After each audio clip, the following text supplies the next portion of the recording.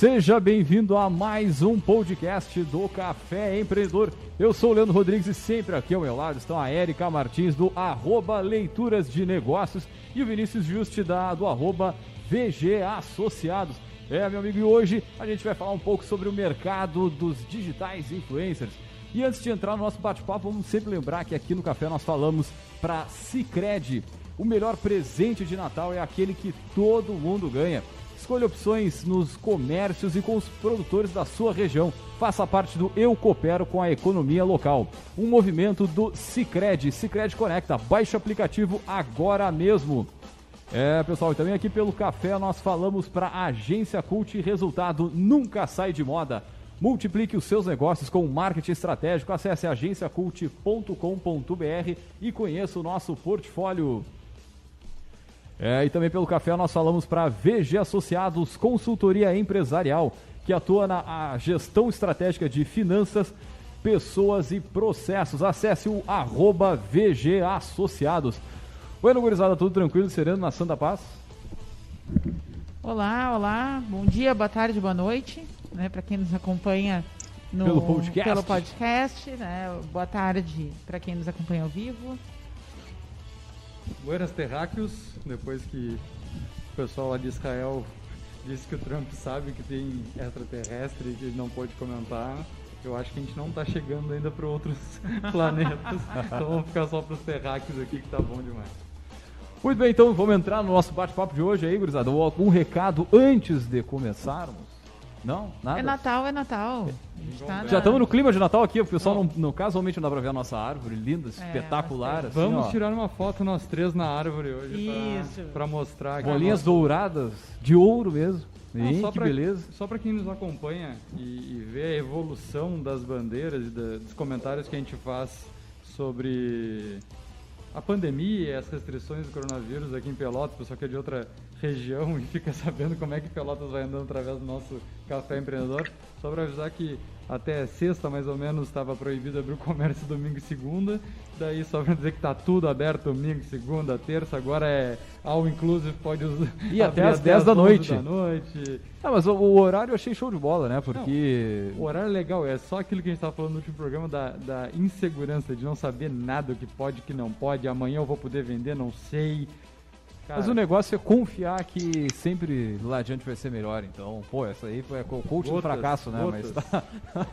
Mas falar em gotas, a gente já fez as primeiras rodadas de embate do nosso Gotas e agora essa semana vai pro ar as quartas de final. O pessoal que tá acompanhando aí nas redes sociais tá ligado que a gente tá falando. Se você não tá, vai ali, corre e dá uma conferida no nosso @Café_Empreendedor. Muito bem, então vamos puxar o nosso bate-papo de hoje, que é o seguinte, olha só. Os digitais influencers, né, são formadores de opinião que atuam de forma online, criando conteúdos, promovendo produtos, contribuindo para que as vendas de um negócio aumentem e a sua marca se consolide. É um mercado em grande crescimento que envolve práticas de marketing de influência, cuja atuação pode impactar positivamente consumidores, empresas e os próprios profissionais do ramo. Então, para conhecer um pouquinho mais sobre esse mercado, a sua realidade e as perspectivas, nós chamamos aí a nossa poderosa...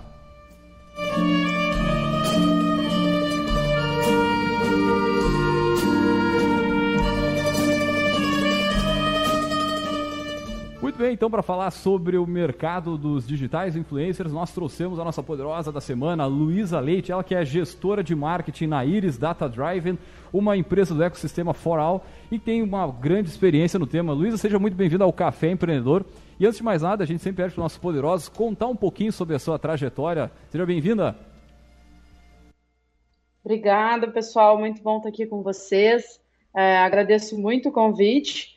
E vamos lá, vou contar um pouquinho como é que eu descobri esse universo dos digitais influenciadores, né? Eu tenho muitos amigos em Porto Alegre que são digitais influenciadores e conheço alguns em Pelotas também, que também são.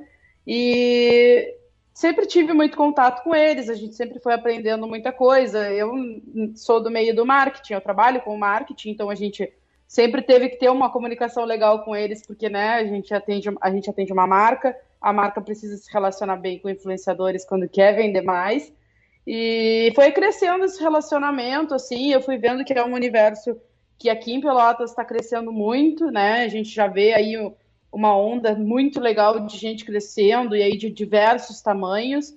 E aí eu me interessei tanto por esse universo que no ano passado, mais ou menos nessa época, eu resolvi criar um evento para influenciadores digitais, com o auxílio da Dona Meide, do Parque Una ali, o pessoal da Dona Meide, o Rubem, a Janine, o Luiz, o pessoal do Una, o Fabiano, a Adri lá de vendas, o pessoal me apoiou muito. É uma galera muito empreendedora que está sempre de olho na tendência que vem pela frente, né? Então, quando eu dei a ideia do evento para eles, eles super toparam. A gente saiu atrás de vários patrocinadores, uma galera que acreditasse muito nisso. E me deparei com muita gente legal e a gente conseguiu trazer conteúdos muito legais, principalmente palestrantes pelotenses. Isso foi uma coisa que eu queria muito, né? Levar palestrantes pelotenses para um evento de influenciadores de Pelotas. A gente também chamou o pessoal de Rio Grande, fizemos uma premiação também. Esse ano eu acabei indo para Porto Alegre, né? Recebi essa proposta para ir trabalhar lá na Iris, que é uma empresa do Grupo Forol. E com tudo isso que aconteceu, eu disse, não vai estar... Eu não tinha cabeça para montar o evento esse ano, porque realmente a gente sente falta daquela coisa física, né? Da gente abraçar as pessoas, da gente ver as pessoas. E eu achei que não ia ser legal, porque o mais legal do ano passado foi isso, foi os influenciadores se conhecerem. É muito incrível, porque eles não se conheciam, muitos foram se conhecer no evento, e acabaram criando uma amizade muito legal. Então, foi super legal, assim, eu me inseri nesse meio por isso, por ter amigos e por acreditar muito no ecossistema de influenciadores digitais de Pelotas e região. Muito bem, a gente tem um pouquinho de delay aqui, né? Mas, de qualquer forma, da tua fala é bacana ver isso, né? Que mesmo online, onde teoricamente a gente... teria uma maior aproximação, pelo fato de estar na própria rede social, os influenciadores, eles começarem a se dar conta, né, a se conhecer dentro de uma mesma cidade, através de um evento. Acho que é bacana trazer isso, e ainda acompanhando alguns outros influencers, eu noto isso, né, que muitas vezes não rola uma parceria entre eles ali, muitos de mesma cidade ali, para fazer alguma ação nesse sentido, né? Até fazendo comentário... Com certeza. O Lion do Pelotas Depressão já passou por aqui recentemente, acho que foi 2-3 dias atrás, foi fazer uma enquete do troféu Pelotas, daí foi lá botar os influenciadores lá, e deu uma treta desgraçada lá, já tem gente querendo processar ele dos outros influenciadores. Não acompanhei. Não acompanhei. Só que eu puxei esse gancho porque ele dá esse depoimento, ele diz que os influenciadores em Pelotas são muito distantes. E a importância desses eventos para aproximá-los, né? Cara, isso provavelmente, Luiz, eu não sei se tu tá em Porto Alegre aí, não sei se rola aí, por exemplo, na capital, ou se percebe isso em outras cidades, né, de não rolar essas parcerias assim entre eles. Olha, aqui em Porto Alegre, o grupo que eu conheço é muito legal, porque a gente acabou ficando amigos e tudo mais, e eles se compartilham, eles indicam os outros para ações com marcas. Então, tem uma ação com o Boticário, eu tenho uma amiga que é influenciadora digital, que é uma nano influenciadora, né, que está começando, que seria legal. Então, eles fazem essa indicação. E eu já fiquei sabendo de vários casos aqui em Pelotas que é o contrário, sabe? Tipo, tu vai fazer com ela? Não faz porque ela tal coisa, porque ele tal coisa. Então, é claro que tem uma parte muito cultural da coisa, né? A gente, às vezes, tem esse olhar de olhar para Pelotas e olhar para Porto Alegre e pensar, não, a Porto Alegre é melhor. É claro que acontece isso em Porto Alegre também, aqui em Porto Alegre acontece muito, mas acontece em todos os lugares, mas a minha experiência com relação a Pelotas nesse sentido foi muito nesse sentido. Eu já, tanto como amiga de influenciadores, ouvi coisas, quanto como profissional de marketing que está em busca de influenciadores para fazer uma ação de marketing. Que quando a gente estava na Dona Meide, a gente procurava muito influenciador para fazer uma parceria, né, para divulgar a questão da limpeza e tudo mais, e acontecia muito da gente escutar coisas absurdas, assim. Então, acontece em todos os lugares, mas eu acho que o pelotense ele precisa um pouquinho mais dessa cultura de valorizar o ecossistema que a gente está criando aqui, tanto para influenciadores digitais, quanto para startups, por exemplo, quanto para o próprio empresariado, né? Ele precisa acreditar mais no ecossistema e valorizar mais o ecossistema. E a gente fica muito com essa coisa de olhar para Porto Alegre, não, mas eu vou fazer uma parceria com alguém lá de Porto Alegre porque é melhor. E não, a gente tem muita gente boa aqui em Pelotas. Eu acho, tu fala na questão de valorizar o ecossistema, eu acho que tem uma questão que é das pessoas se enxergarem como parte de um ecossistema. Eu acho que tem movimentos legais acontecendo aqui em Pelotas, né, tentando quebrar um pouco essa barreira e mostrar para as pessoas que elas de fato podem estar unidas de uma forma mútua e benéfica para todos, né? E eu acho que esse é um grande desafio, assim. Mas tu falou duas coisas que eu queria que tu retomasse, né? A gente conversa muito aqui a nossa realidade, Pelotas, Porto Alegre, né? Mas o podcast é escutado no Brasil inteiro, então com certeza a tua experiência pode ser replicável para outros públicos. Tu contou um case de quando tu trabalhava numa empresa e procurou um influencer. Podia explicar um pouquinho melhor? A gente já teve um programa sobre isso, sim. né? Só que a gente, na verdade, a discussão que a gente fez, quem quiser recuperar no podcast, a gente chamou uma influencer e ela contou como ela construiu a carreira dela, né? E ela também falou um pouquinho para as empresas entenderem qual é o benefício de contratar um influencer, que é um foco um pouquinho diferente do que a gente está falando aqui hoje. A gente está falando do mercado de uma forma geral, né? Então, tu, enquanto pessoa que ocupa uma posição de marketing, né? Seja hoje na tua empresa atual, seja na startup anterior que você trabalhou, eu acho que seria interessante tu compartilhar um pouco quais são os requisitos, ou por onde mais ou menos começa essa busca do ponto de vista da empresa para a contratação do influencer, que eu acho que isso pode ajudar empresas que estejam nos ouvindo, né, gestores e empreendedores que estejam nos ouvindo e queiram começar esse processo na sua empresa e não tenham muita noção para além do quantos seguidores tem, né, quanta curtida tem cada post, aquelas métricas vazias, assim, mas que muitas vezes acaba sendo a referência. Então, acho que tu ia contar um pouquinho como é que foi esse processo, né, nos lugares que tu trabalhou e tu trabalha, acho que seria bem rico. Com certeza, vamos lá. Vai muito do que tu deseja com relação à tua marca, né? Então, eu quero divulgar um produto específico, que é para uma cidade específica, que é para um público específico. Por exemplo, eu quero mães de Pelotas ou de Porto Alegre, enfim, de tal idade, por exemplo. Então, tu tem sempre que pensar numa lógica de persona mesmo, né? De quem é a pessoa que vai consumir esse teu produto e tentar refletir isso no influenciador que tu vai escolher. É claro que, assim, normalmente tu escolher um influenciador só não vai fazer grande barulho, né? Que é justamente o que o marketing de influência busca, né? Que é esse awareness que a gente chama, que é essa coisa da gente botar pra rua e divulgar em massa, digamos assim. Então, eu sempre digo, assim, tem a diferença de influenciadores, né? De porte de influenciadores. Então, quando a gente trata aí até 10 mil seguidores, por exemplo, a gente está falando de uma coisa muito mais nichada, uma coisa muito mais regional, por exemplo. Então, é aqui para Pelotas, é lá para Porto Alegre. O público normalmente é mais nichado para a cidade. E aí, quando a gente vai aumentando a questão de seguidores ali, quando a gente parte de 100 mil seguidores até mais de 1 milhão, por exemplo, a gente começa a ficar mais abrangente, né? Mais Brasil, digamos assim. E isso varia muito da questão do que tu vai divulgar, para quem tu vai divulgar, e principalmente, eu acho que o principal é a linguagem, né?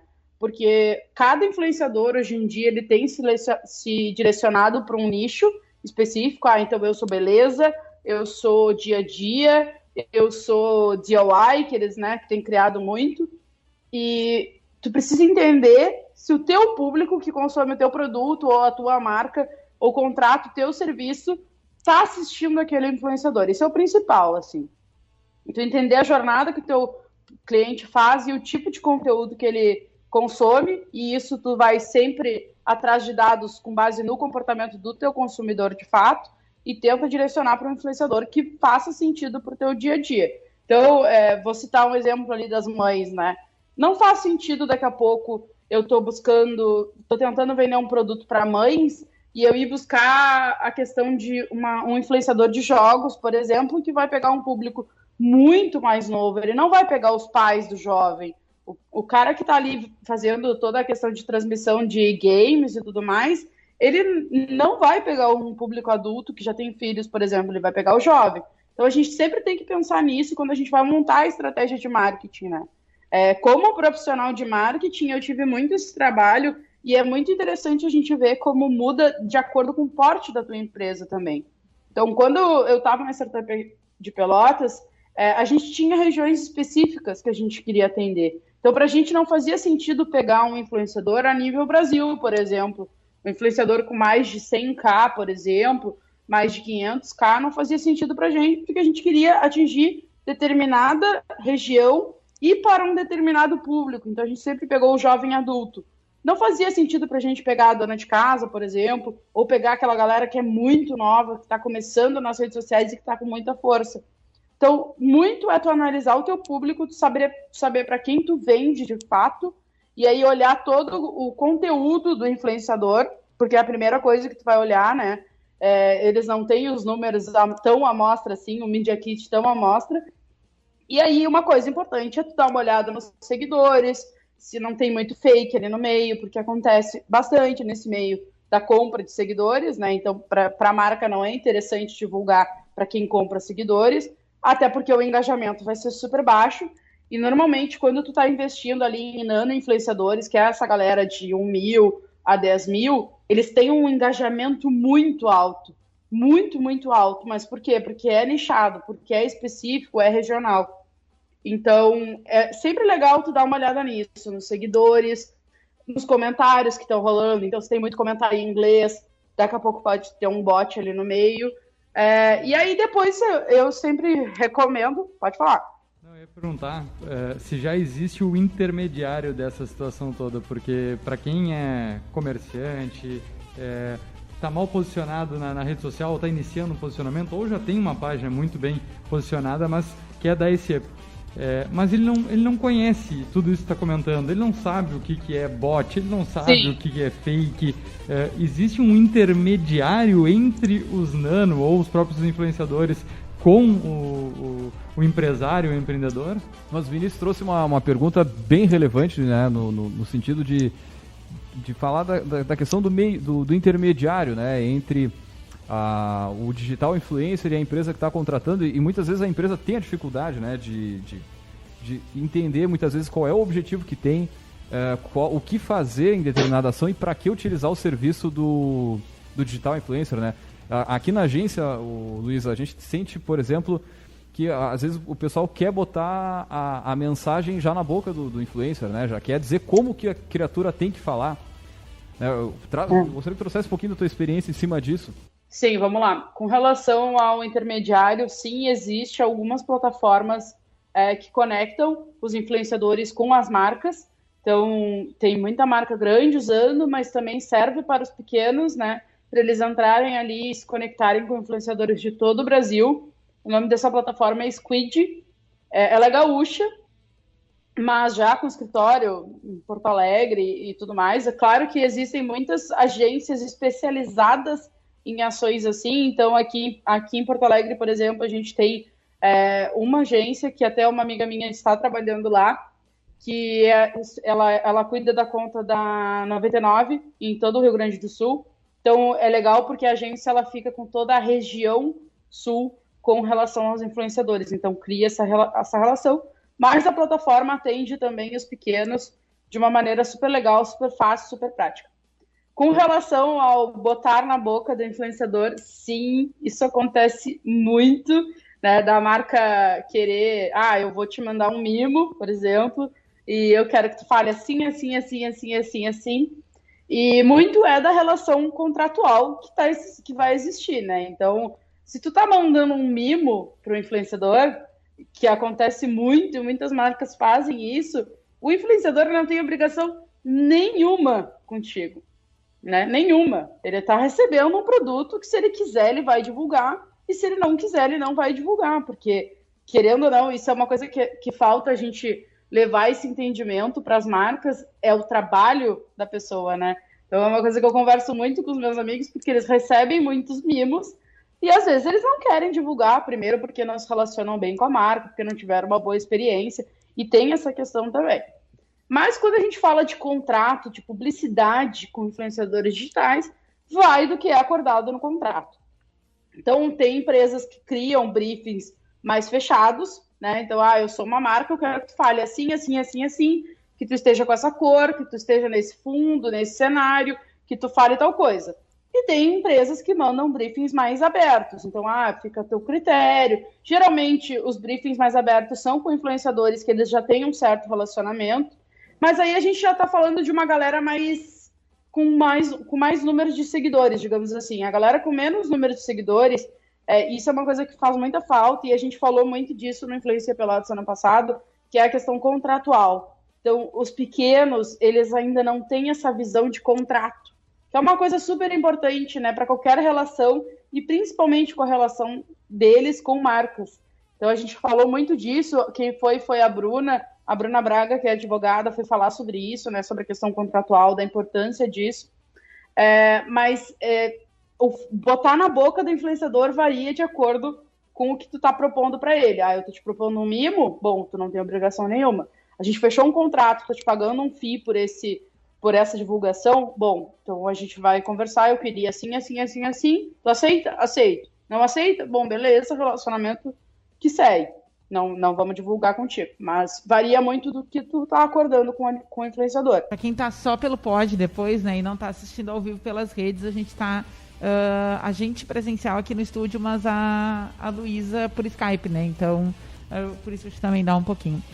Luísa, tem uma coisa que tu comentou que eu acho que era bem interessante também detalhar um pouco mais, que é a questão do porte, né, do influencer. Porque a gente, de novo, como eu havia comentado, né, para o leigo tem muito a questão da métrica vazia, né? Quantos mil seguidores, né? E essas coisas todas, né? Que eu acho que é um argumento comercial, né? Entre as partes, mas é uma vírgula em toda a história, né? E aí, quando tu trazes a questão, né? Tu comentou sobre a questão do nano, né? Eu acho que é importante a gente explicar que o melhor, mais adequado, enfim, digital influencer não é necessariamente aquele que tem mais seguidores, e que eles podem ser classificados por porte, que cada porte tem um potencial de contribuição de acordo com os tipos de objetivos. Eu acho bem interessante se tu puder explicar um pouquinho para quem nos escuta essa classificação, entre aspas, por porte, né, por número de seguidores, por número de público, enfim. Claro, vamos lá. Realmente, assim, o número não é uma coisa que influencie tanto. E é por isso que eu sempre dou a dica das pessoas pedirem o Media Kit. Porque no Media Kit o influenciador normalmente traz dados que é justamente o que é o rico pra gente, né? Que é o engajamento, que é a interação que os seguidores deles têm com ele, que é a questão de visualizações também, né? Mas influenciador, todos somos, né? Todo mundo influencia alguém, querendo ou não. Isso é uma coisa legal da gente refletir. Porque, às vezes, a Luísa lá, com seus 500 seguidores, ela influencia um amigo a comprar alguma coisa. Então, isso é uma coisa legal da gente pensar. Mas, falando de influenciadores mesmo, a galera que cria conteúdo para a internet, para se relacionar com outras pessoas e para passar informação para outras pessoas, a gente tem aí 5 categorias, mais ou menos. Eu até fiz uma colinha aqui, justamente porque eu acho que é uma coisa legal da gente falar. O nano influenciador, que vai aí de 1.000 seguidores a 10.000 seguidores, ele normalmente tem um nicho, ele tem um nicho de região, um nicho de assunto, algo mais focado em algo específico. Então, eu sou uma influenciadora do direito, eu falo sobre como é a minha faculdade de direito, como a gente tem uma menina aqui em Pelotas que faz isso. Mas ele é muito mais nichado para um público específico ou para uma região específica. Aí depois a gente vai ter um micro influenciador, que vai ir de 10.000 seguidores a 100.000 seguidores. E, assim, ele é nichado, mas ele começa a ter uma abrangência maior, porque a gente está falando de uma galera que já está gerando um certo conteúdo, que está viralizando muitos conteúdos. A gente tem muitos casos, assim, da galera que está viralizando com Reels, por exemplo. A gente tem aí o TikTok hoje, que é uma rede que está crescendo muito e que tem gerado muitos influenciadores por lá. Mas o micro é isso, ele vai de 10k a 100k, mais ou menos, e ele tem um engajamento alto ainda, porque o número de seguidores dele não é tão alto assim, né, comparado com os que a gente vê aí de milhões e milhões, mas ele começa a ter uma abrangência um pouco maior. E aí depois a gente vai ter o meso, ele varia ali de 100 mil seguidores a 500 mil seguidores. E aí ele começa a ter o engajamento começa a cair um pouco. Então ele tem um engajamento intermediário, ele não entrega tanto assim para tanta gente, né? Apesar dele ter muitos seguidores, ele dá uma baixa de entrega desse conteúdo para os seguidores muito grande. Até porque hoje a gente sabe que os algoritmos das redes sociais cada vez vão diminuindo mais o alcance. Então, quanto mais seguidores tu tem, menos alcance tu vai gerar para essas pessoas, a menos que tu vá viralizando com conteúdos específicos e tudo mais. Aí o algoritmo vai te dizer. Mas ele já tem um engajamento mais intermediário, é mais difícil, mesmo é mais difícil, assim. Começa a ficar mais difícil, digamos assim, dele alcançar todo o público dele. E aí a gente parte para o macro, que já é uma galera que já está há mais tempo gerando conteúdo, principalmente em redes sociais como o Instagram, por exemplo. Ele demora um pouco a chegar a esse número aí de 500k a 1 milhão. Não é uma coisa simples. E o engajamento já é mais baixo. Ele já tem muito problema do tipo do chat, por exemplo, acredite ou não, mas o chat do Instagram dele já é bem mais bugado, por exemplo, já acontecem muito mais erros. Isso porque gera muita demanda de resposta, de tudo mais, de pergunta, pelo direct. Então o Instagram ele não comporta tanto assim, acredite ou não. E aí depois a gente vai para o Mega, que é a galera de mais de 1 milhão de seguidores, que é para uma divulgação mais em massa, né? O macro ali, que é de 500 a 1 milhão, ele tem uma entrega massiva também, porque ele já tem uma abrangência muito maior a nível Brasil. Mas o Mega, ele é o cara que está presente em todos os estados, que tem seguidores em todos os estados, e que vai ter uma divulgação massiva. Então, normalmente, quando uma marca grande quer colocar um produto no mercado e ele quer que faça barulho nas redes sociais, ele pega esses influenciadores ali com mais de 1 milhão de seguidores, manda press kit para a casa deles, e isso roda de uma maneira muito rápida. Então, em questões tipo assim, de um dia, 2, tá na timeline de todo mundo esses produtos sendo utilizados. Até porque a gente segue muita gente com mais de 1 milhão de seguidores e não percebe, né? Então a gente acaba tendo muito conteúdo repetido e aquilo vai entrando na cabeça da gente, vai fazendo com que a gente se influencie de fato.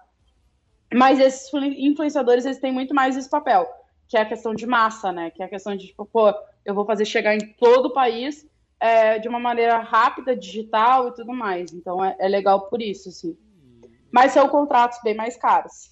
Pois é legal falar sobre essa questão do Mega. Eu tava assistindo e indico para quem não assistiu os 2 documentários do Netflix da Anitta. Esse último que ela lançou agora, Made in Honório. São 2 coisas que chamaram muita atenção. Primeiro, que ela não sai do celular. É uma pessoa que se ela não tá com a família dela, ela tá com o celular. E antes de 3 segundos antes de ela entrar pro show, ela tá no celular.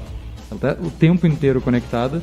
E o que chamou mais atenção, que eu não tinha noção disso, é que aí tu vê a evolução até do mega influencer para quebrar a barreira do influenciador. A Anitta, ela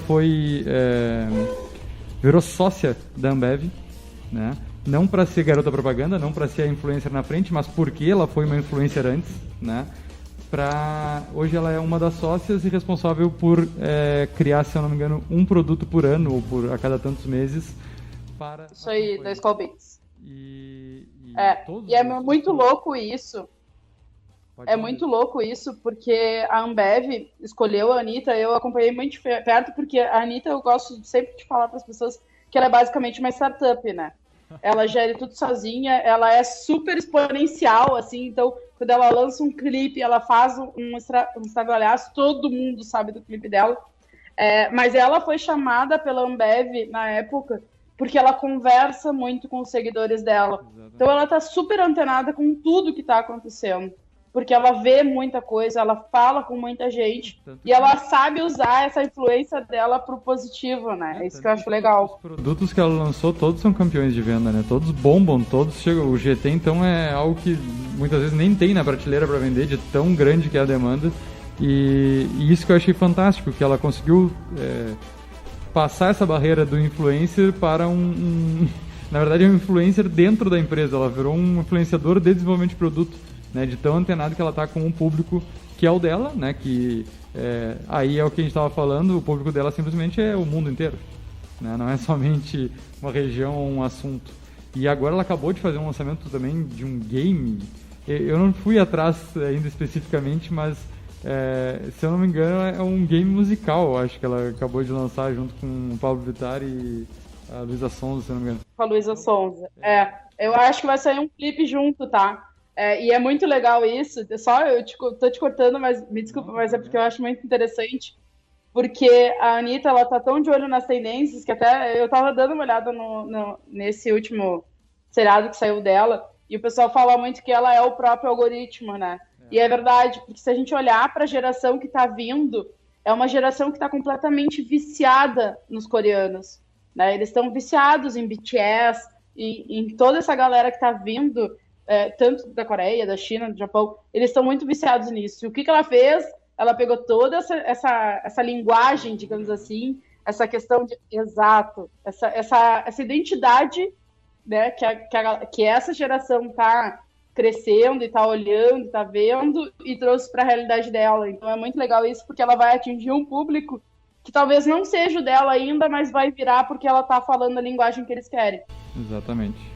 Bom, agora, esses são, o que a gente está falando aqui, são talvez princípios, não só para grandes influencers como a Anitta, mas para quem está querendo começar, para quem já está no mercado, para aquela pequena empresa que quer contratar hoje, né, o Nano ali para fazer uma ação. Acho que ficam algumas sacadas interessantes aí para o pessoal começar a fazer isso, de repente já amanhã aí, porque agora a gente está aí nas vésperas do Natal, tem a galera querendo fazer ações aí para promover isso, não só aqui em Pelotas, mas no Brasil inteiro, né? Mas acho que isso é legal, né, Luísa? Esse tipo de princípio, ele é legal não só para quem já está grande, mas para o pequeno, para quem está começando, para quem está desenvolvendo ali o seu negócio, startup, enfim.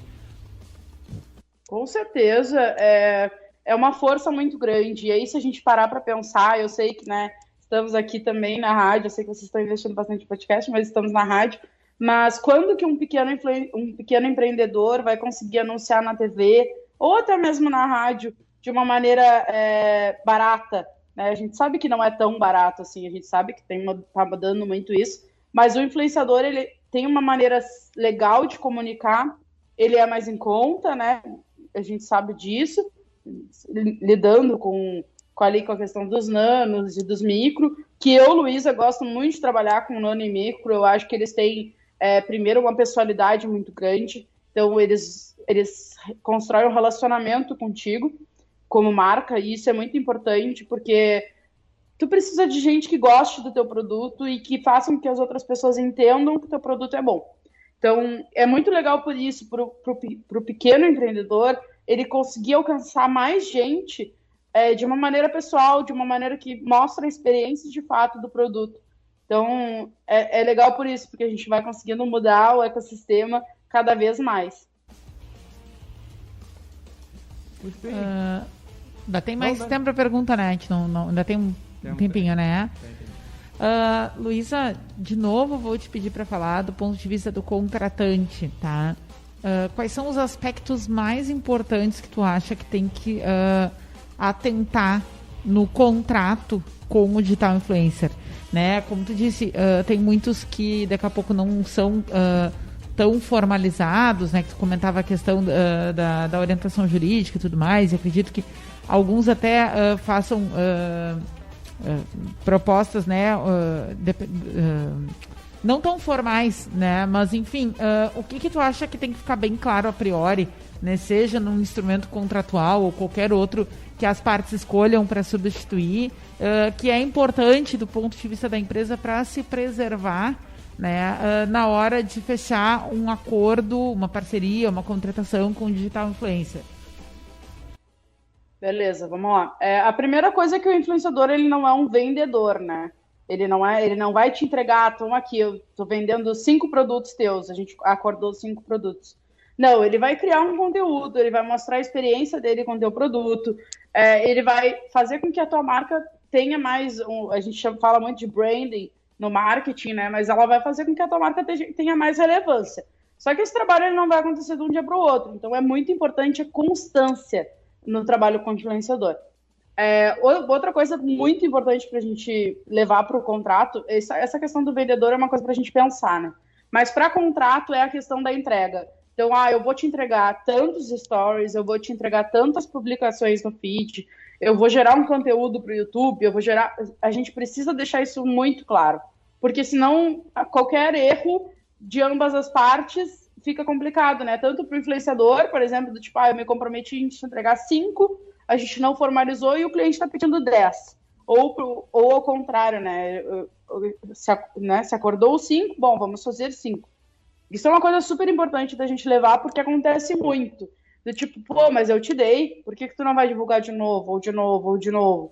E é uma relação complicada, porque tu precisa entender que é o trabalho dele, mas que também tem a experiência dele com o produto, né? Acho que isso é o principal. Isso é uma coisa legal de se pensar. Antes de formalizar um contrato de publicidade com o influenciador, é tu mandar um teste para ele. É ele testar aquilo e ver se faz sentido para ele também. Porque se não faz sentido para o influenciador, será que vai fazer para o público dele? E pensando no lado do influenciador, né, um pouco, se tu tá ali, tá fazendo uma publi só por fazer, o quanto isso vai influenciar o teu público, o quanto a confiança do teu público vai continuar ativa, né? Isso é uma coisa muito importante da gente pensar. Porque a marca se relaciona com o influenciador e o influenciador se relaciona com o seguidor. Então, essa relação precisa ser de total confiança. Eu acho que isso é o principal, assim. E a gente, como marca, precisa sempre pensar na questão do tipo, de relacionamento com o influenciador mesmo, sabe? Às vezes é muito louco, mas eu já aconteceu algumas vezes, por exemplo, eu tô precisando muito de uma ajuda, será que a gente consegue conversar? Será que consegue me indicar a gente? Será que a gente consegue, né? Às vezes, eu fechei uma publicidade, mas, será que se eu te mandar outra coisa, você consegue divulgar para mim? É relacionamento. Então, não adianta tu chegar te relacionando mal com o influenciador, chamando o influenciador disso e aquilo, porque não vai dar certo. Tudo é relacionamento nesse mundo e com o influenciador principalmente, porque tu tá ali, mas o teu concorrente pode estar vindo logo atrás de ti oferecer a mesma coisa, né, e fazer um acordo melhor com o influenciador e te derrubar dali. Então, relacionamento e confiança é uma coisa super importante nessa relação. E como é que tu vê a questão, por exemplo, de acompanhar, né, o dia a dia do próprio influencer ali e perceber, tipo, daqui a pouco ele teve um posicionamento estranho sobre determinado assunto polêmico, por exemplo. Como é que tu vê essa questão? Por exemplo, a gente fez uma ação hoje com o fulano de tal e amanhã acontece algo ruim, assim, nas redes sociais. Como é que tu vê isso? Isso é uma coisa muito complicada, porque, né, afinal de contas, somos todos pessoas e todos estamos suscetíveis ao erro, mas quando a gente linka a nossa marca com alguém, a gente sempre tem que procurar um histórico, não adianta.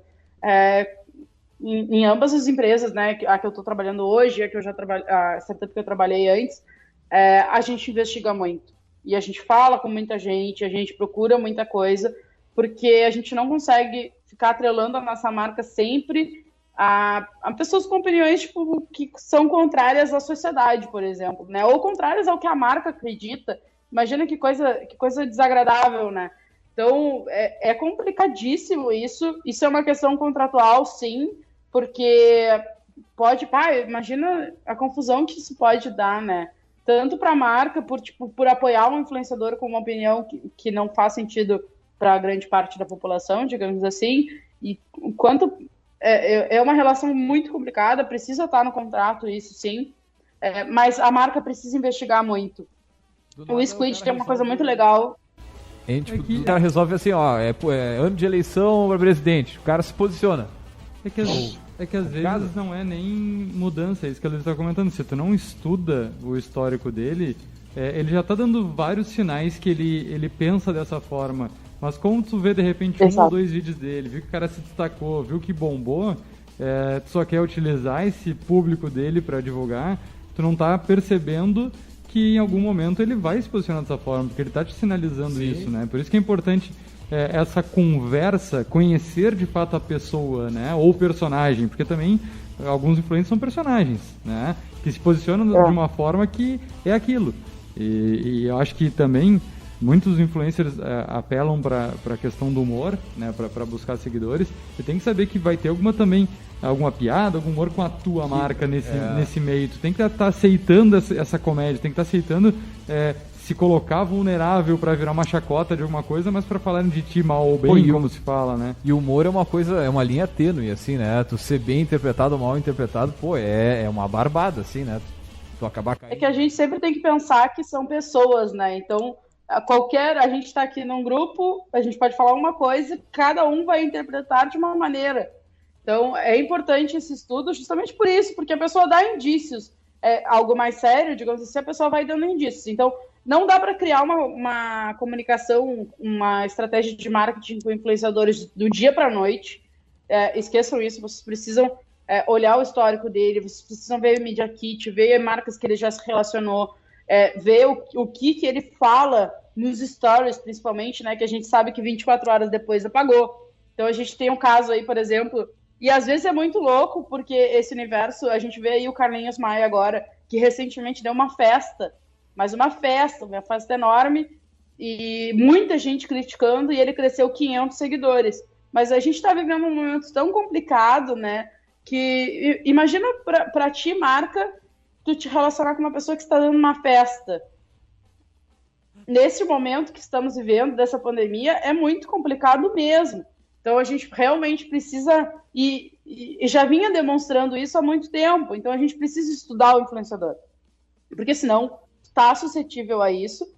Com relação ao humor, sim, quem se relaciona com influenciadores de humor, por exemplo, tem que levar isso em consideração, porque é a realidade desse influenciador, e não adianta a gente querer mudar o influenciador também, porque é ele, as pessoas que seguem ele por isso, porque acreditam nisso, porque gostam disso. Então ele não vai mudar porque eu quero que a marca X, que é uma marca super grande no mercado, trabalhe comigo. Não.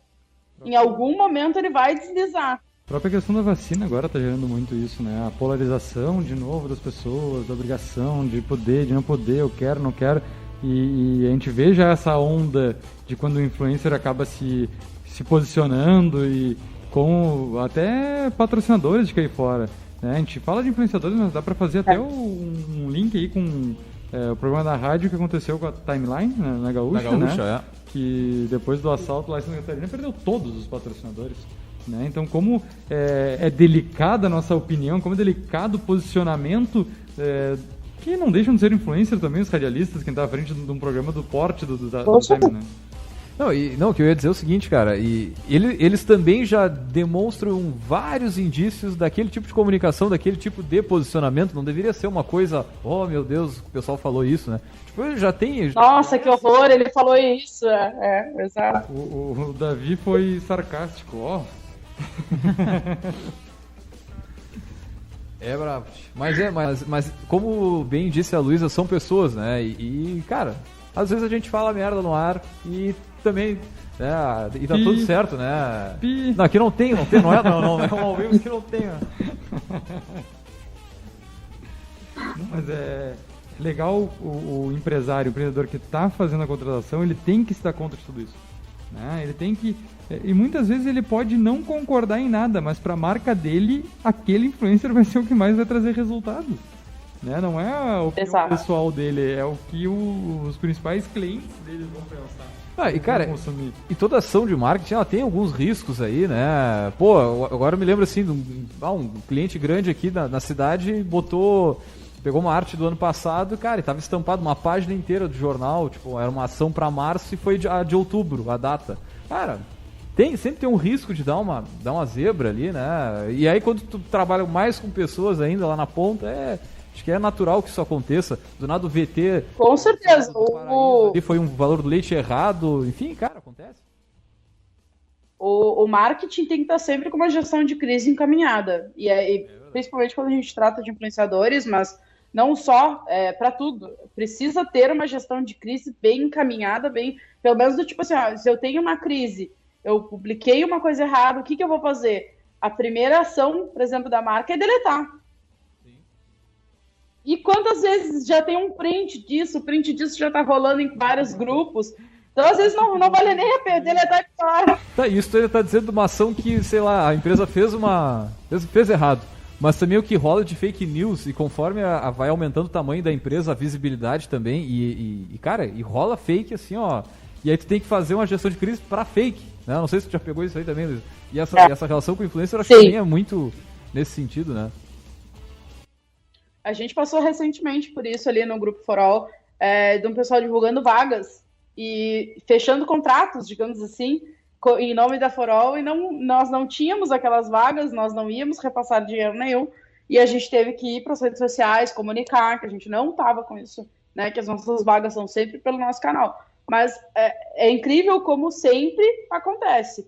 E a gente está falando aqui da Forol, que é um grupo muito grande no Rio Grande do Sul, mas imagina para uma marca grande, Brasil, por exemplo, quanto...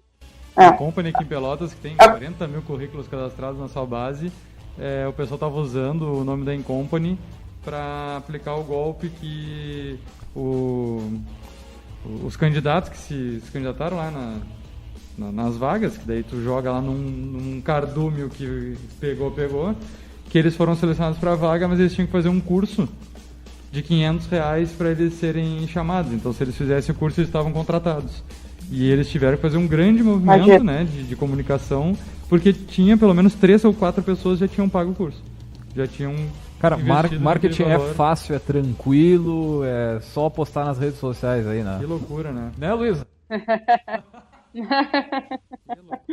E quando a gente trabalha com dados, e aí eu trago mais uma reflexão com relação a isso dos influenciadores, a importância da gente trabalhar dados, né?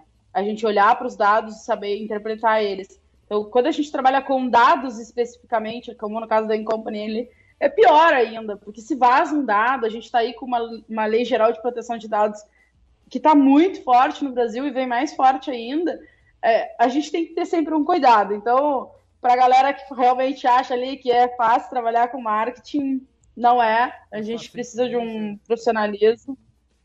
Que é fácil ser influencer, imagina. Fazer uns stories, é uma barbada.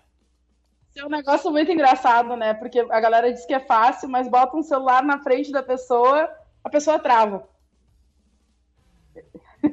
Então não é fácil.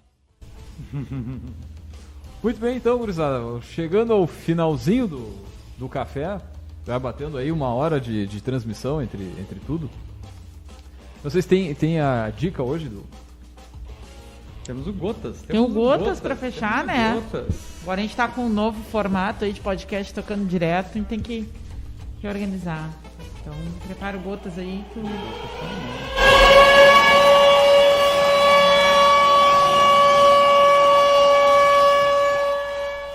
Se alguém ouve 100 pessoas para tomar uma decisão, esse alguém não é líder. Precisar da opinião dos outros para tomar uma decisão não é liderança.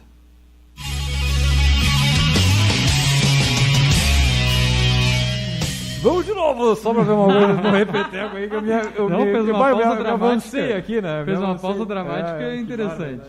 Se alguém ouve 100 pessoas para tomar uma decisão, esse alguém não é líder. Precisar da opinião dos outros para tomar uma decisão não é liderança. Muito bem, baita. A frase é do Igor Moraes, curadoria do Martins Érica, aqui no @café_empreendedor. Show de bola, baita frase, muito certa, né? Tá louco. Muito bem, então, gurizada, vamos fechando mais uma edição. Agradecer a Luísa. Luísa, o pessoal quiser bater um papo contigo sobre digital influencer, sobre mercado, sobre marketing, como é que te acha? Pode me procurar no Instagram, é Luísa com Z, Leite com 2 E's no início, Leite, tá lá aberto, só me chamar no direct que a gente troca uma ideia. E principalmente eu acredito muito nesse ecossistema que a gente está criando, e não só para Pelotas, mas para todo o nosso país aí, digamos assim. E, por favor, me chamem, vamos trocar essa ideia que vai ser um prazer. E muito obrigado por terem me convidado para estar aqui. Eu sei que a gente teve que se adaptar aqui para o digital, mas eu agradeço muito vocês. Muito bem, a gente que agradece aí, Luísa, por compartilhar com os nossos ouvintes aí a tua experiência, né, dentro desse mercado. E já fica o convite em outras oportunidades, a gente bater um papo, conversar de novo, porque esse mercado, certamente, ele já está grande, ele vai continuar crescendo ainda mais, né? Para encerrar, acho que com chave de ouro, a gente tem sempre um quadro aqui de finalização, Luísa, que é o outdoor do empreendedor, né? Então, a gente pede sempre para o convidado, poderoso ou poderosa, estampar uma frase de impacto aí num outdoor enorme, né? Qual é o tamanho? Bem offline, diga-se de passagem, Offline, ali, ó, na offline. Avenida Paulista, aqui, ó, 40x4, troço assim, ó, enxerga da lua quase, que nem os lasers do Alok. Porque por mais que exista online, as pessoas estão se locomovendo. Seja de carro, então as pessoas vão ler essa frase lá na rua. Não, mas então uma frase aí que tu quer deixar para o pessoal refletir, para o pessoal pensar e também falar um pouquinho da tua experiência nesse mundo empreendedor. Com certeza, vamos lá. Eu acho que a experiência é a palavra certa para tudo. A gente precisa gerar experiências melhores, tanto para o digital quanto para o offline, e trazer esse lado do influenciador, né? Ele proporciona que a gente leve a experiência do produto ou da marca para várias outras pessoas. Então, invistam sempre em experiência, não só em publicidade, em não sei o quê. A experiência é a chave para tudo e a chave para um bom marketing.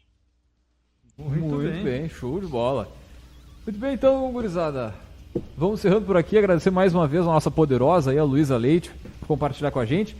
Também lembrando, é claro, que aqui no Café nós sempre falamos em nome dos nossos grandes parceiros e patrocinadores aqui. O Sicredi é o melhor presente de Natal, é aquele que todo mundo ganha. Escolha opções nos comércios e com os produtores da sua região. Faça parte do Eu Coopero com a Economia Local, o movimento do Sicredi. Baixe o aplicativo e conecta aí. Também falamos aqui em nome de Agência Cult, resultado nunca sai de moda, e também para VG Associados Consultoria Empresarial. Nós vamos fechando por aqui, deixar um grande abraço e até a semana que vem com mais Café Empreendedor.